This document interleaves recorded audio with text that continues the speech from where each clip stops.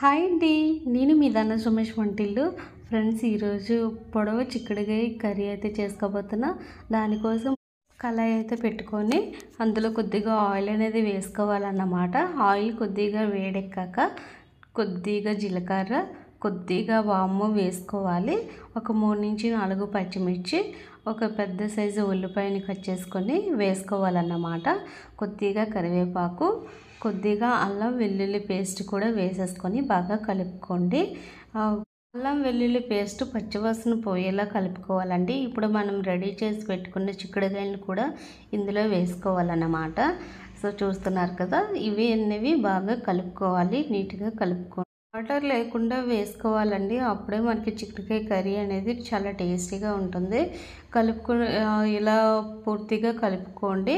ఇలా కలుపుకోవడం వల్ల ఏమవుతుందంటే మొత్తం చిక్కుడుకాయలు అనేవి మగ్గుతాయి అన్నమాట. ఇప్పుడు ఒక టేబుల్ స్పూన్ పసుపు వేసుకోవాలి.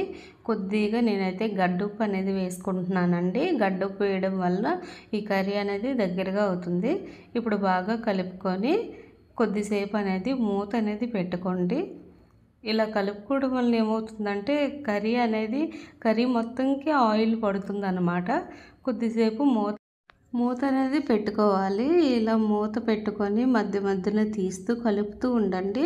ఇలా కలిపిన దాంట్లో ఏమవుతుందంటే కర్రీ అనేది ఆవిరిలోనే మనకి కుక్ అవుతుందండి. ఆవిరిలోనే కుక్ అవుతుంది.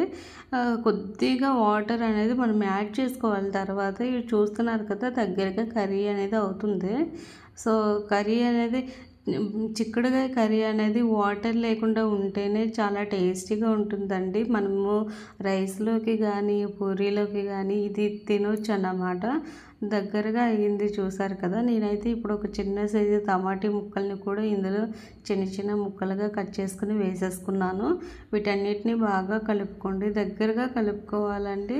ఇలా వాటర్ అనేది మనకి చిక్కుడుకాయకి వాటర్ కన్నా కొద్దిగా ఆయిల్ పర్సంటేజ్ ఎక్కువగా ఉంటేనే కర్రీ అనేది చాలా టేస్టీగా వస్తుందండి. చిక్కుడుకాయ ఎప్పుడు చేసినా సరే ఇలాగే చేస్తాను నేనైతే మాత్రం. మా వారు ఇష్టంగా తింటారు. చాలామందికి పొడవు చిక్కుడుకాయ అంటే ఇష్టం ఉండదండి, పెద్దగా ఇష్టపడరు. కానీ ఇలా ప్రిపేర్ చేస్తే చాలా టేస్టీగా ఉంటుంది.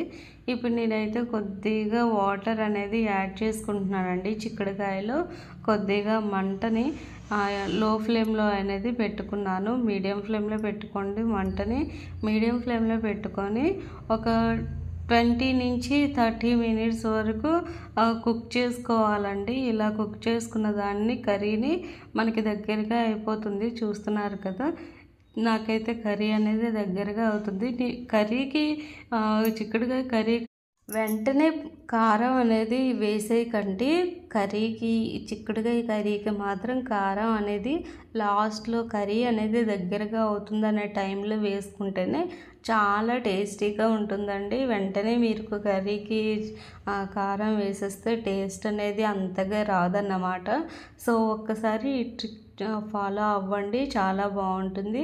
చూస్తున్నారు కదా, కర్రీ అయితే దగ్గరగా అయింది. ఇప్పుడు ఒక 2 టేబుల్ స్పూన్ కారం అయితే నేనైతే వేసేసుకున్నాను.